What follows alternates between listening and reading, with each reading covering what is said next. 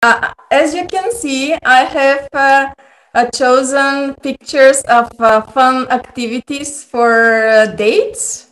Maybe you see that the couples here are heterosexual, but I also, what I'm talking about holds true for same-sex couples as well. So there are many things that you can do on dates, even now with COVID. So please don't find excuses to not go on dates. So let's see. Let's recap. If you were present at the previous events and if you did your homework, which I hope you did at least partially, you are already ready for a relationship. You are single and available.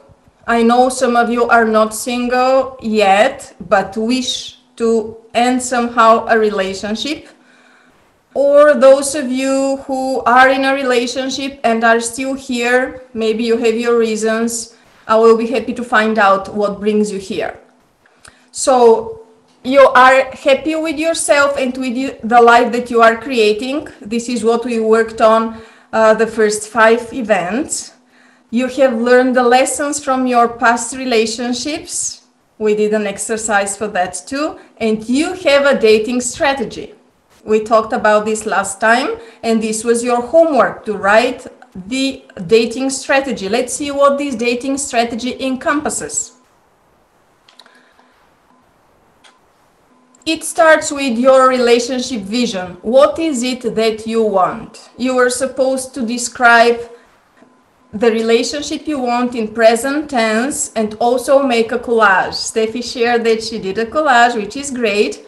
Also, I suggested that you write your core relationship values. They are very important when you start dating and when you need to figure out if somebody is a good match for you, to make sure that these relationship values are honored in your relationship.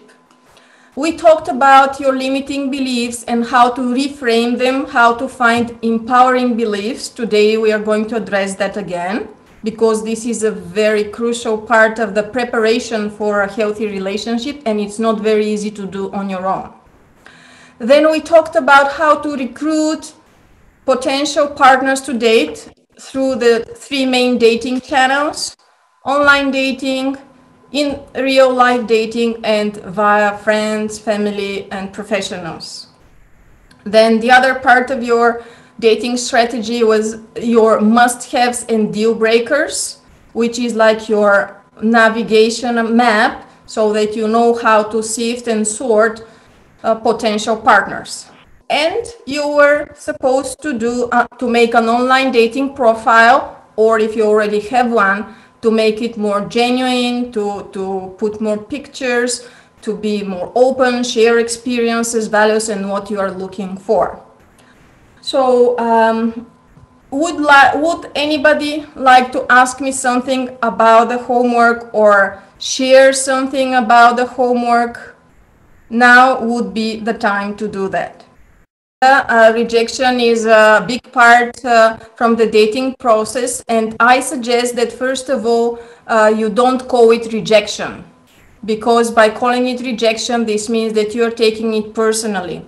Just call it feedback from the universe. This person is giving you feedback that they are not a good match for you and you need to move on.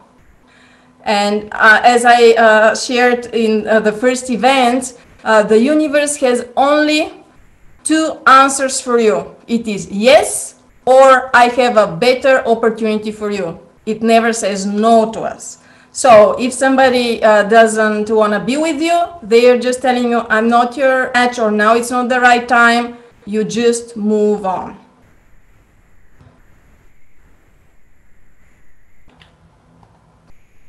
So I read the chat from last event and saw that many of you are very suspicious of online dating, that you have many negative beliefs and negative experience with online dating. But let me tell you, pre-COVID, 1/3 of marriages and long-term relationships start online.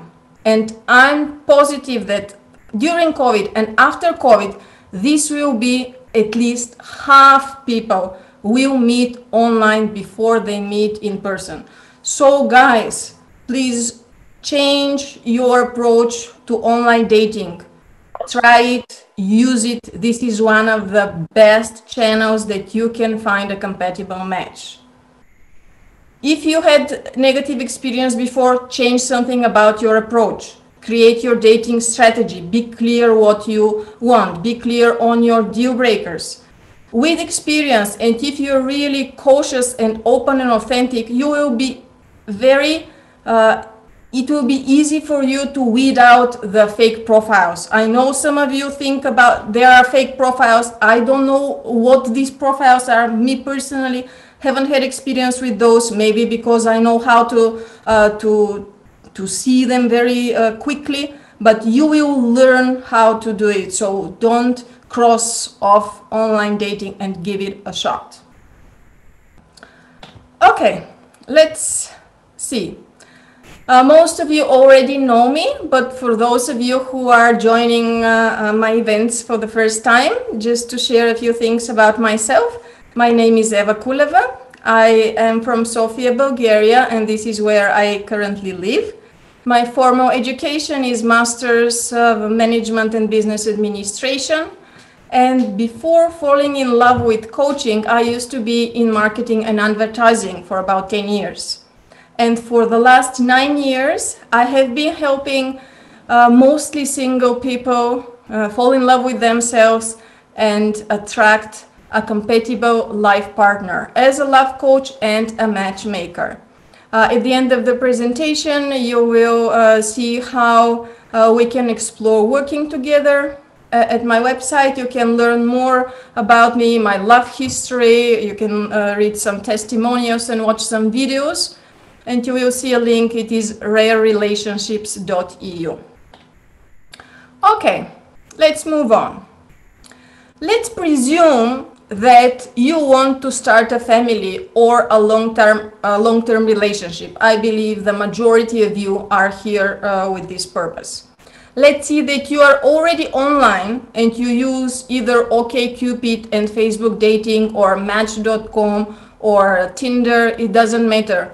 All tools can work for you if you have a good strategy.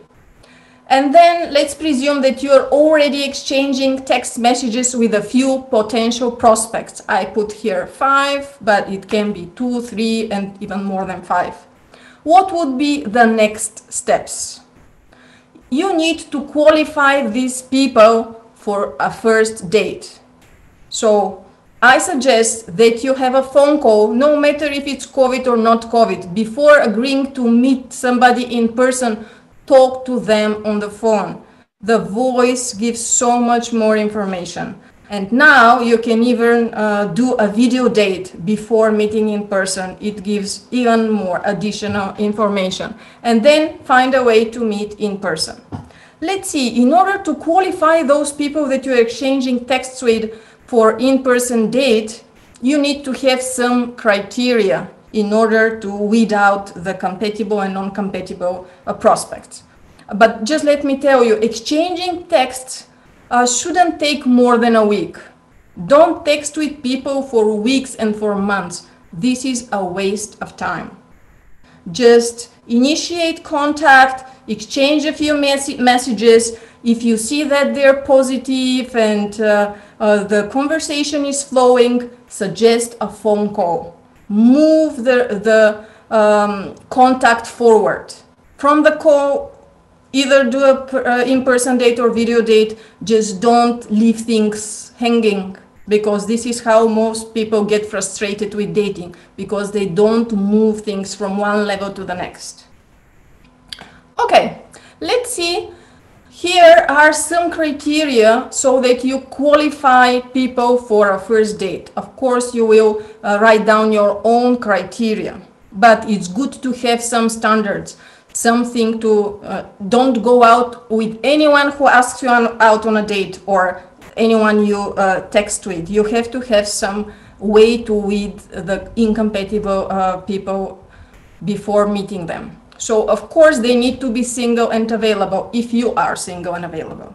They need to want the same thing, either it family or long-term relationship or whatever you want. They need to be geographically desirable. Of course, ideally, this would mean they live in the same city, but you may make some exceptions for people that live within 1-2 hours range, car flight or something, but for me, it makes no sense to date people that live in the other part of the world.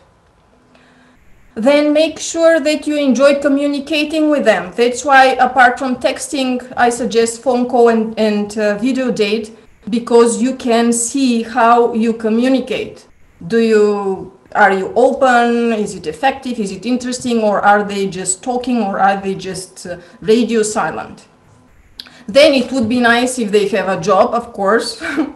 And then whatever else is a must-have for you. For some people, it's to be respectful. For others, is to be smart. For others, is to be a non-smoker. So think about and write at least 3 must-haves before you go on a first date, and make sure you ask those questions.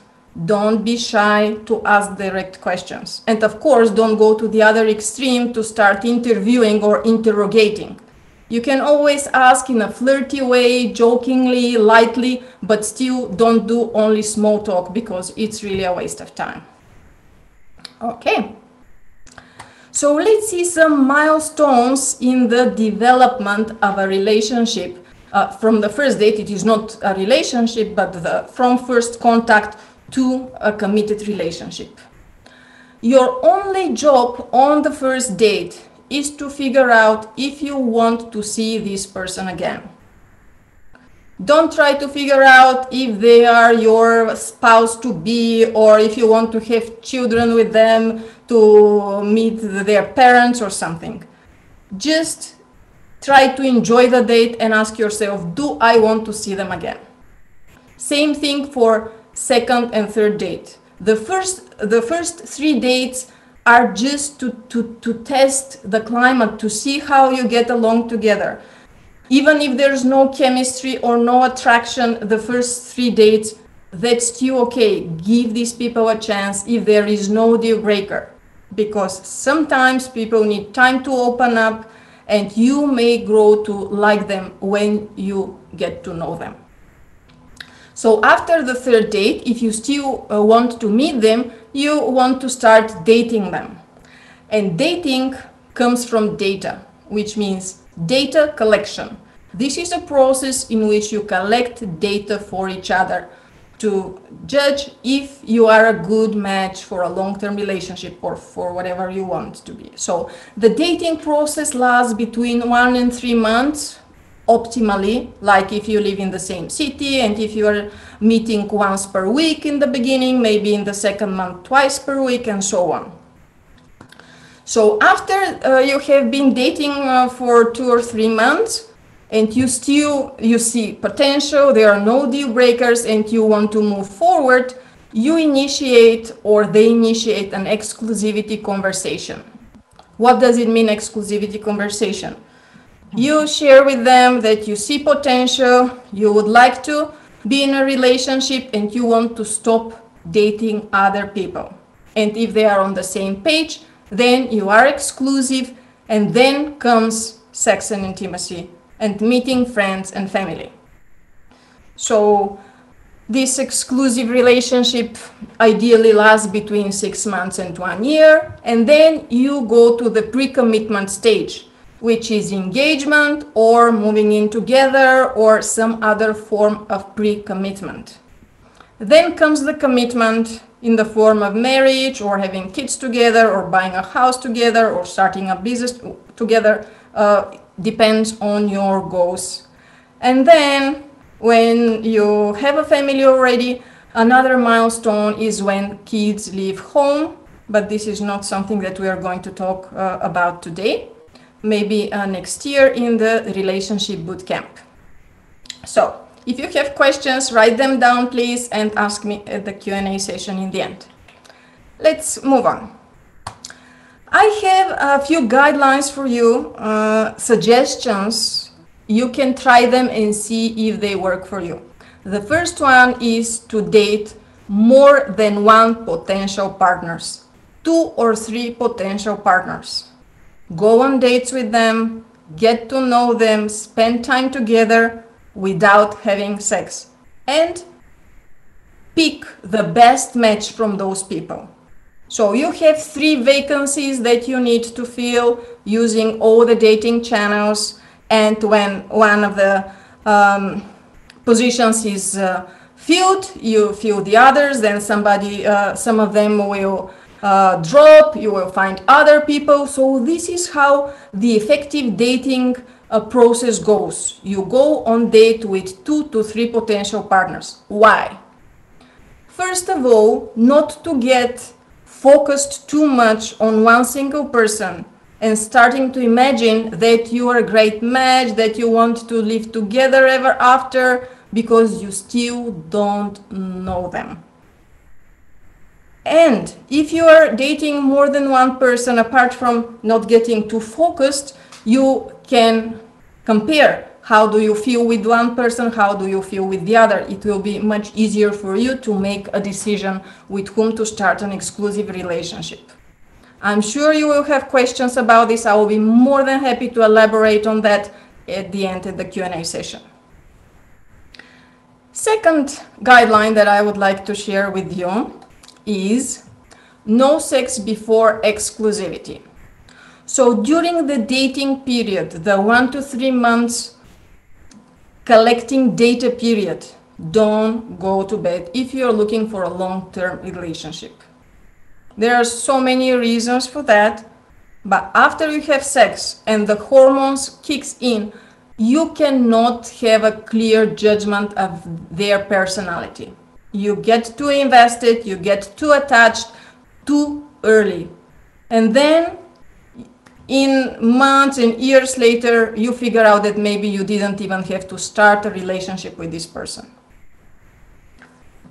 And the third guideline that I would like to share with you is during the dating process, it's gonna be much easier if women give green light to the guys they like and men initiate. Men initiate the contact, men initiate the phone calls, the texting, inviting on dates. So ladies, make sure that you are clear. If you enjoyed the date, at the end of the date, thank the man for everything and tell them you had good time and you would be happy to see them again. And after that, it's on them to invite you on another date. There are 2 scenarios here that I would like you to avoid with this guideline. First is that after a date, both parties wonder who is now going to contact them, if the other one would refuse or not, and then it dies out. So please, ladies, make sure that you tell the guy that you will be happy if he invites you on another date. And guys, initiate the date. It is your job.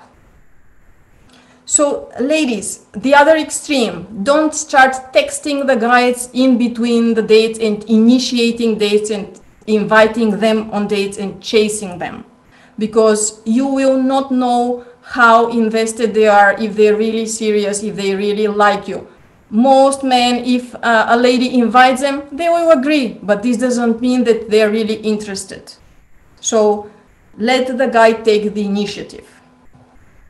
I will be happy to answer all your questions on this as well in the end. So I hear all the time, now with this COVID, what to do? If you want to meet somebody, you can do it anytime. Don't look for excuses. You can go on a date to walk in the park or by the beach or by the lake or in the mountain, whatever is close to you. You can have a picnic even in the car with a nice view somewhere and listening to some nice music. You can go sliding or skating or skiing or visit theater, like in Bulgaria right now, theaters are open. I know in Germany, malls are open. You can even go to the supermarket. I'm not joking. It doesn't matter. If you want to meet, you will figure something or just walk in the streets. You can invite friends at home so that it's not one-on-one date at home. You can invite some more friends and also invite the person that you want to meet. This is not the best first date, but it's still an option. You can, of course, do online dates, like play games online together, watch movies together, cook together, be creative. You can do a city quiz. I did a city quiz in Sofia a few weeks ago for my birthday. It was an amazing experience. So guys, don't look for excuses not to go on dates. Find ways to do it. Okay. How to have fun dating. After you're clear what you want, you have your dating strategy in place.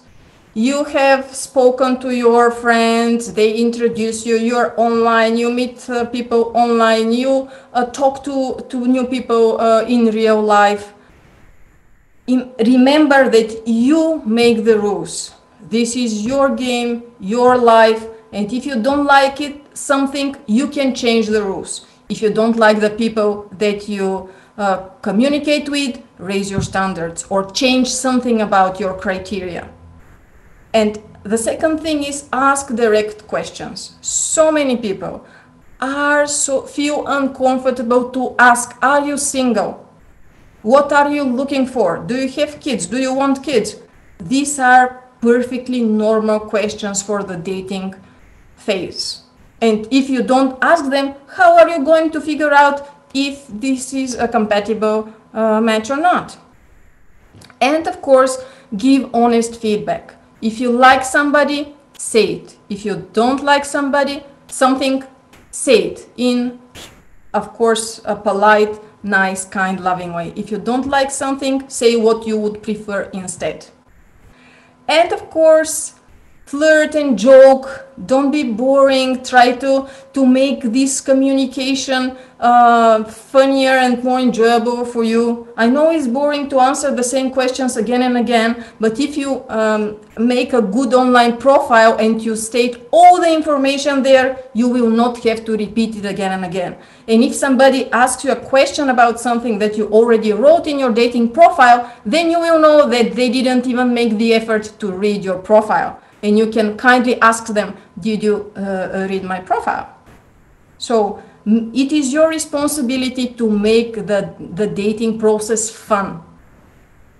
And of course, be open, be honest, be vulnerable. Share, open up. If you don't do that, if you put your walls up, you're distant and you will never establish a connection. Nobody can hurt you or harm you if you share openly. At least this is my belief and understanding. And again, don't be boring, be creative, find ways to have fun, and share your expectations. Nobody knows what you want and what you need. Don't be passive aggressive, just say what you want, say what you need.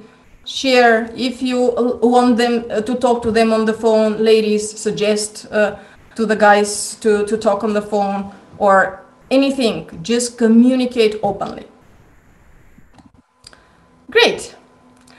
And one of the most sexy, the sexiest thing about men and women is self-confidence. I have read so many statistics and surveys, men and women alike. When you ask them, what do you find sexy? It is self-confidence.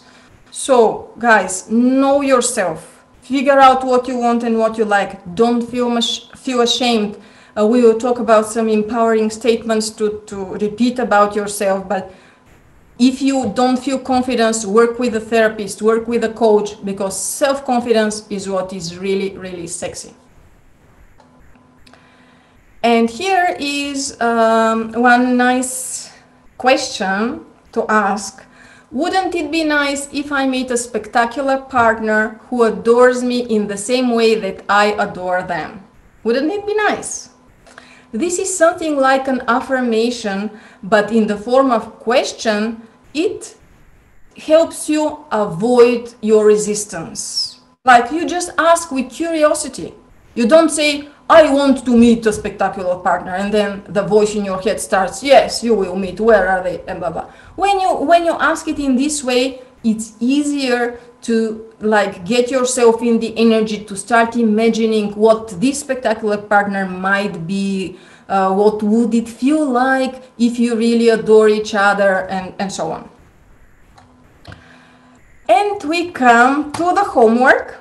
I suggest that you start a dating journal, and in part 1 you write down your dating strategy. On the next slide I will help you do that again. And on the second part of the dating journal, write notes after each date, phone date, video date, in-person date. Just write notes, and we'll talk about how to do this. So the dating strategy, the first part, just find a nice notebook and write down all about your dating strategy that we already discussed. Describe the relationship you want on the first page. Write your core relationship values on the second page, like what is important for you to have in the relationship. Is it loyalty, respect? Is it freedom? Is it growth? Is it fun? Is it kids? I don't know, just figure out what is important and write a few things down. Then some empowering beliefs about yourself as a partner, about men or women, whichever you like to date, about the dating process, and about the relationships. I'll give you some examples about this in the next slide. Write the dating channels that you choose to use, what dating sites, what phone apps you're going to use, which friends of yours are you going to ask to introduce you to some partners, where in real life exactly are you going to meet them. Like we spoke with Pamela in the beginning, and she had identified great places to meet some people, like museum events, like alumni gatherings, like some friend of hers. And then write your must-haves and deal breakers in this notebook. And after each date, you will edit them. You will see if they work for you or not. So here are some empowering beliefs about yourself. Instead of thinking, oh, who will like me after I'm so clumsy, I don't know how to communicate, just say 9 things about yourself, like I'm genuine, smart, attractive, and loving, and I deserve to be happy, or I deserve to be loved exactly the way I am right now. There is a great match for me. There are more than one matches for me, so just encourage yourself. About men, instead of so many women that I work with think men are liars, men are cheaters, men cannot be trusted, men are late, and so on. Just say that the right man for me will respect me and understand me, or whatever you need from this guy, or the right woman for me will trust me and appreciate me as I am. Just encourage yourself. You can even find some facts that prove these statements if you don't really believe, or write them the way you believe them. About the dating process, so many people think, oh, dating is so difficult, it's so frustrating, and blah blah blah. This is not helping you. Find some ways to find a positive angle. Dating helps me find out what I want, and it can be fun. It's up to me to make it fun or to change the rules. And for relationships can help us grow. Relationships can help us heal, and so on. Instead of relationships are hard, they all end up in divorce, and so on. Okay? And the second part of the dating journal, after each date, write what you liked about this date and what you didn't like. Try to see both sides. Don't close your eyes for the things that you didn't like. Don't put your rose pink glasses. Make sure that you are as objective as you can. Write down what you liked and write down what you didn't like. And then focus on each item that you didn't like and ask yourself, Can I accept that if it doesn't change? Or do I need more information about that? Maybe something caught your attention. Maybe you felt that something they were saying wasn't right, was off. Just ask more questions, dig deeper, and see what is it behind it. If you cannot accept that, talk to the other person about it, and if nothing can change, this is a deal breaker for you. So thank them for your time, wish them luck, and move on. And if you can accept them as they are now, go on another date. It is so simple. When you know yourself, when you know your boundaries, when you're clear with your criteria, the dating process is so simple. Okay. I have put in the dating bootcamp folder on Google Drive another book for you called Conscious Dating by David Steele, who is the founder of the Relationship Coaching Institute. Here is the link to this folder. I also shared it today on the wall of the event on Internations. You can find it there. And tomorrow I will share it again. So this book is amazing. It will help you build your dating strategy. There are many exercises there, and I suggest that I have put the PDF version there. You can just download it and use it for free. And you can also like my Facebook page, Rare Life Coaching and Matchmaking. You will find very interesting videos. I share videos with coaches from all over the world, mostly Americans, but also other nationalities, and articles and very interesting things regarding dating and relationships. So, what's next? Let's see. We did 4 events in the summer on the relationship with yourself. Then now we did 3 events on dating. And we were discussing with Jim that the next logical step would be beginning of 2021, beginning of next year, to do some events on relationship skills, like when you are already, you have mastered dating, you have started an exclusive relationship, how to navigate this relationship, because after you attract a good match and you start an exclusive relationship, it's not where things end, it's where the fun starts. So there are so many things to navigate, like balancing giving and receiving in a relationship, like negotiating for your needs, like working out issues with money, sex, raising kids, relatives, house chores, and so on.